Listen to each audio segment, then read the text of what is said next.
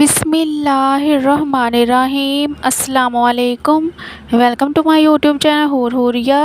Dear viewers, آج کے اس video میں آپ کے ساتھ ایک ایسا واقعہ شیئر کرنے جا رہی ہوں کہ جس کو سننے کے بعد آپ کے رونگٹے کھڑے ہو جائیں گے۔ تو واقعہ کچھ یوں ہے۔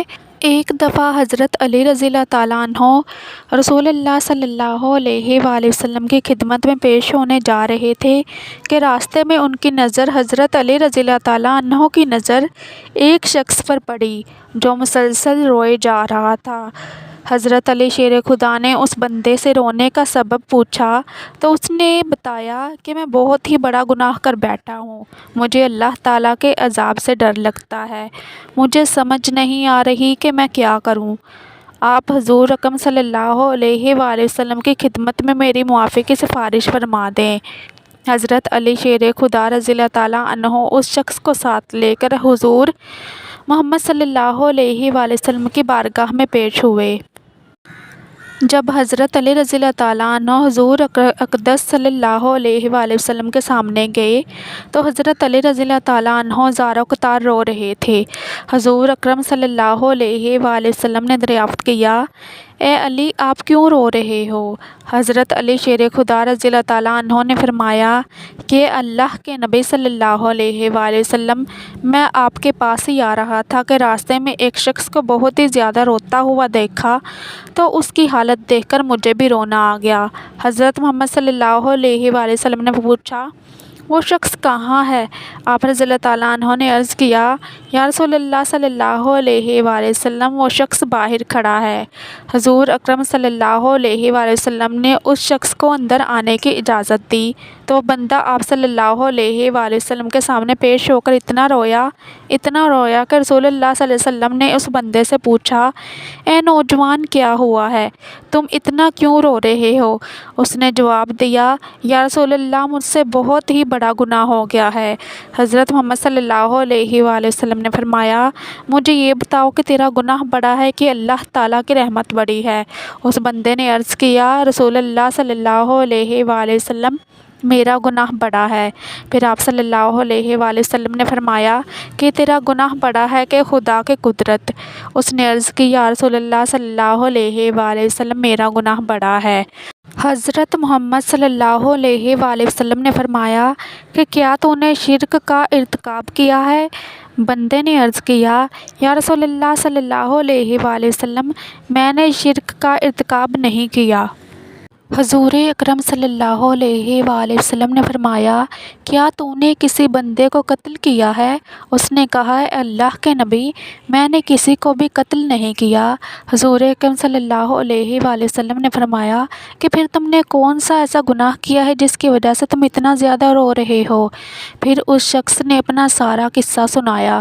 اس نے کہا، یا رسول اللہ، میں کئی سالوں سے کفن چوری کر رہا ہوں۔ میں مردوں کے کفن چوری کر کے ان کو فروخت کیا کرتا تھا، اس سے جو آمدنی ہوتی تھی اس سے اپنا پیٹ پالتا تھا۔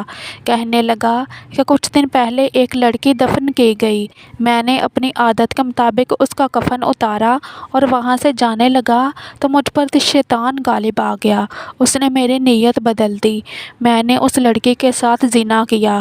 جب میں زنا کر کے اٹھنے لگا تو میں نے ایک آواز سنی کہ جیسے وہ لڑکی بول رہی ہے، اے بدبخت بندے، تو نے مجھے مردوں کے درمیان ننگا کیا، تو کل قیامت کے دن بدکاروں اور زانیوں میں تیرا شمار ہوگا، اللہ تجھے بھی سب کے سامنے ننگا کرے گا۔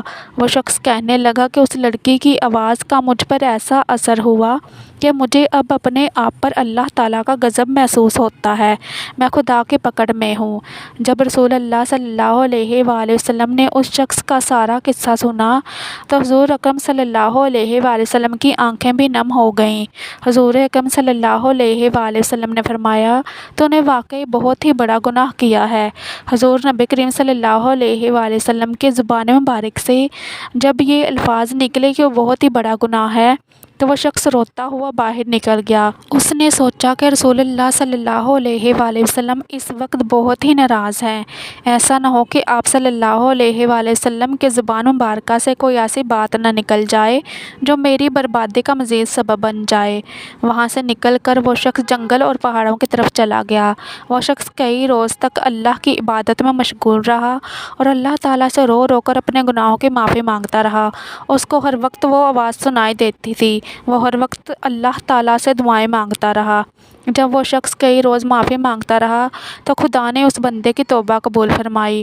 اللہ تعالیٰ کے حکم سے حضرت جبریل علیہ السلام حضور اکرم صلی اللہ علیہ وآلہ وسلم کے پاس تشریف لائے اور سلام پیش کیا۔